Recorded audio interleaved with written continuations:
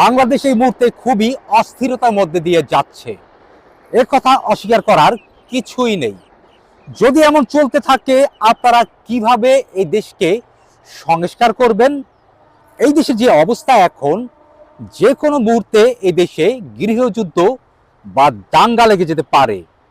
তাই সরকারকে এখনই একটি ভিন্ন উদ্যোগ নিতে হবে, যেই উদ্যোগের মাধ্যমে এই দেশ থেকে এই মুহূর্তে সকল প্রকার মারামারি, আন্দোলন, অবরোধ এক নিমিষেই শেষ হয়ে যাবে।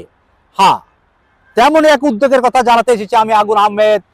ওয়েলকাম মাই চ্যানেল আর পেজ, জানবো আর জানাবো। জানবো আর জানাবো। 5ই আগস্ট এই দেশ নতুন করে স্বাধীনতা লাভ করেছে, এটি এখন আমাদের গর্বের একটি বিষয়।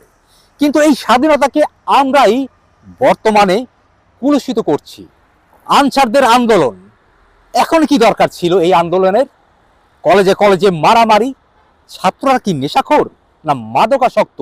তারা কি জানে না এই দেশ সংস্কারের কাজ চলছে? গার্মেন্টস শ্রমিকদের আন্দোলন অবরোধ, অটো চালকদের আন্দোলন অবরোধ, ইসলাম সমর্থকদের আন্দোলন, কেন? এখনই সব কেন আন্দোলন? এভাবে আন্দোলন, অবরোধ আর মারামারি চলতে থাকলে সরকার কখনই তার সংস্কার কাজ পুরোপুরি ভালোভাবে সুষ্ঠুভাবে করতে পারবে না। তাই সরকারকে এখনই একটি ভিন্ন উদ্যোগ গ্রহণ করতে হবে। আর সেই উদ্যোগটি হলো নিষিদ্ধ সব আন্দোলন, অবরোধ। আগামী 2 বছর এদেশে কোনো প্রকার আন্দোলন, অবরোধ, মিছিল, মিটিং চলবে না। কোনো দাবি দাওয়া চলবে না। যারা আন্দোলন বা মিছিল মিটিং করার চেষ্টা করবে তাদেরকে কঠোর শাস্তির আওতায় আনা হবে।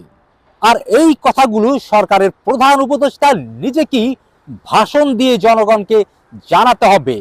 এই সরকার এসেছে সংস্কার করতে, কোনো দাবি দাওয়া পূরণ করতে নয়।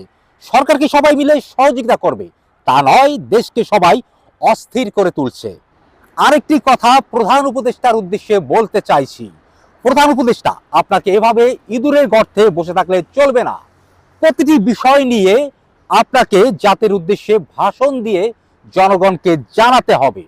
আপনার আশেপাশে উপদেষ্টাদেরকে এদেশের মানুষ হিসাবের মধ্যে রাখছে না, তাই তাদের কথা বা তাদের বক্তব্য এদেশের মানুষের কোনো যায় আসে না। এদেশের মানুষের এখন একমাত্র ভরসা প্রধান উপদেষ্টা আপনি। তাই আপনাকেই জনগণের সামনে এসে সব বিষয় ক্লিয়ার করতে হবে। আজ তাহলে যাচ্ছি, যাওয়া কিন্তু শেষ নয়। আমার এই ভিডিওগুলো যদি মনে হয় দেশ এবং সমাজের কোনো উপকার আসবে, তাহলে আমার এই ভিডিওগুলো লাইক, শেয়ার এবং কমেন্টস করবেন। আমি আগুন আহমেদ বিদায় নিচ্ছি। খোদা হাফেজ। জানবো আর জানাবো।